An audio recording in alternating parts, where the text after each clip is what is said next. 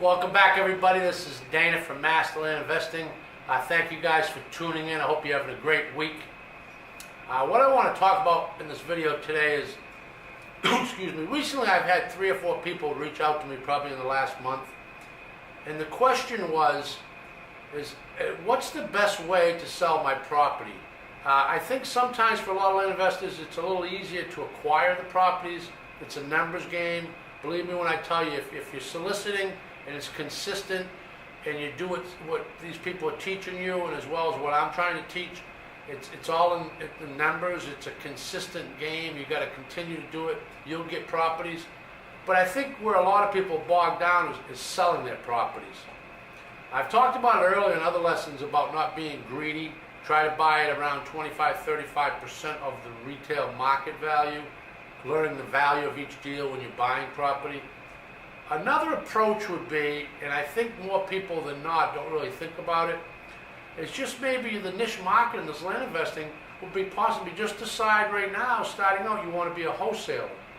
And when I say wholesaler, basically what I'm referring to is, in the certain areas in the country that things are happening, and it's not everywhere, but even in areas, if you solicit and you're using Facebook ads here and there, or you have a seller's website, and you create the website, and what you're going to work on in the beginning is just becoming a straight wholesaler, meaning you're going to buy at 25-35% of that retail value.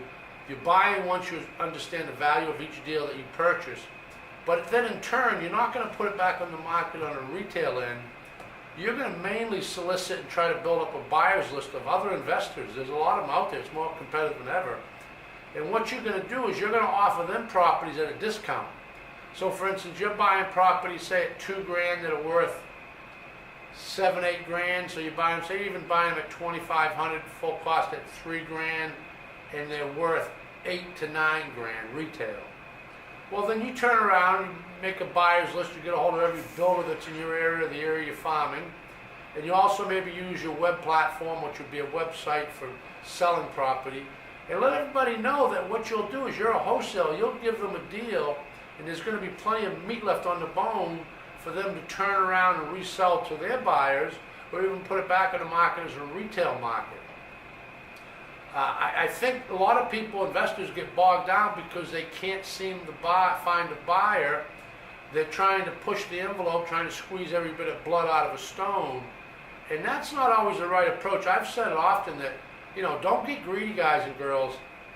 Leave some meat in the bone sometimes, and you'll find that you can move your properties a little quicker. And if you pick that niche of the market and you say, okay, well, I'm just starting out, I'm not trying to get rich, which I hope none of you guys are getting this to get rich overnight, because it won't happen.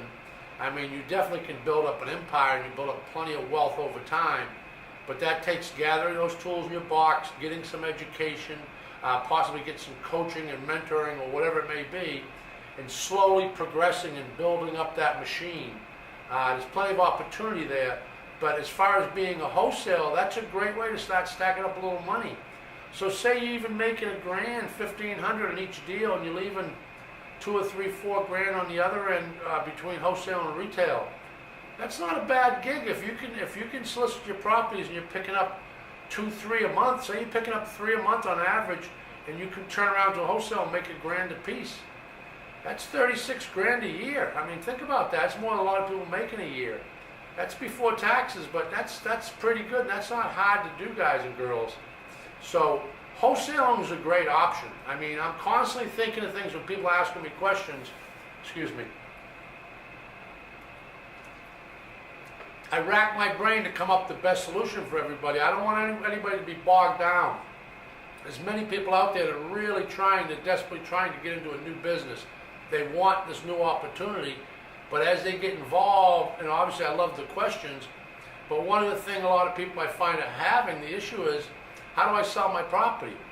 Well, one thing that can slow it down is you buy a property at 3, you say it's worth 9 or 10, so you establish the retail value once you did your homework around 9 or 10, and you put it back on the market at 9 or 10, well, you got competition. It's going to take some time to move it, and what happens is, as you solicit, you got people wanting to sell to you. Every so often you're going to get a real sweet deal. They may own more than one property. Now you're out of cash.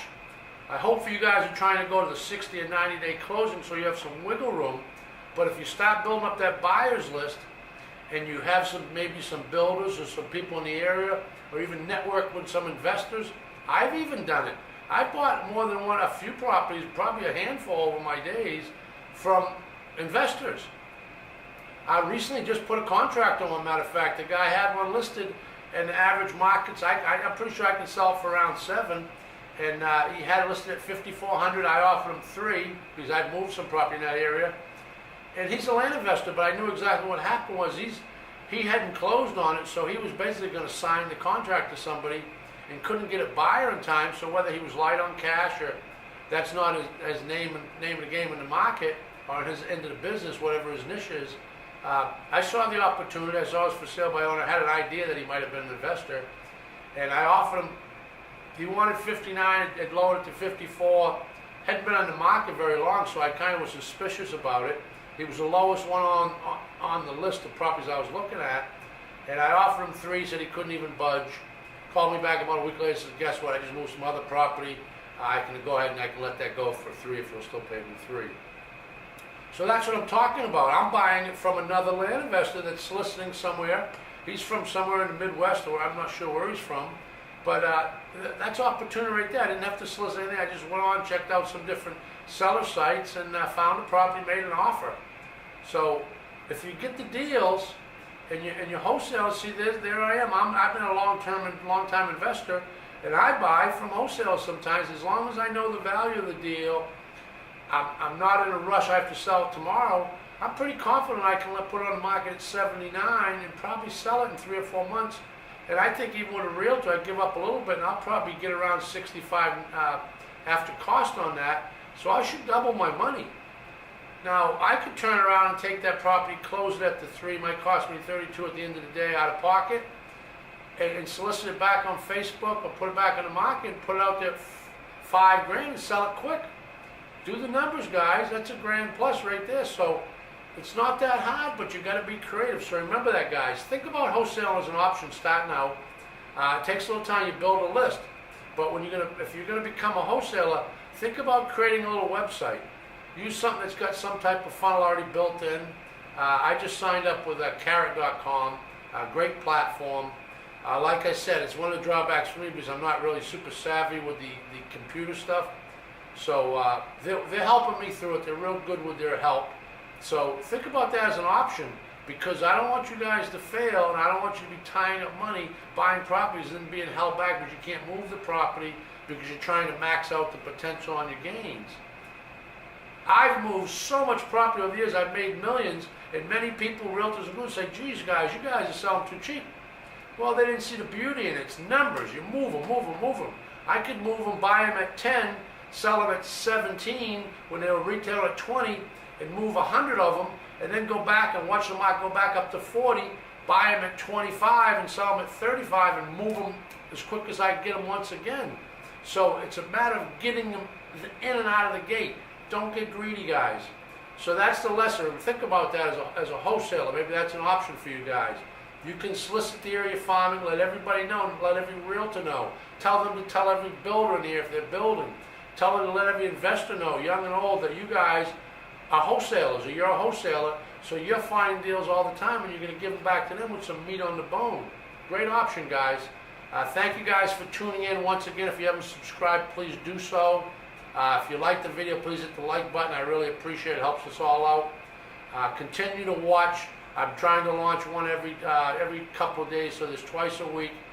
We still have the Saturday about noontime. We launch a podcast every Saturday. You should be able to find that pretty simply through Anchor, Spotify, any of the podcast platforms, music platforms.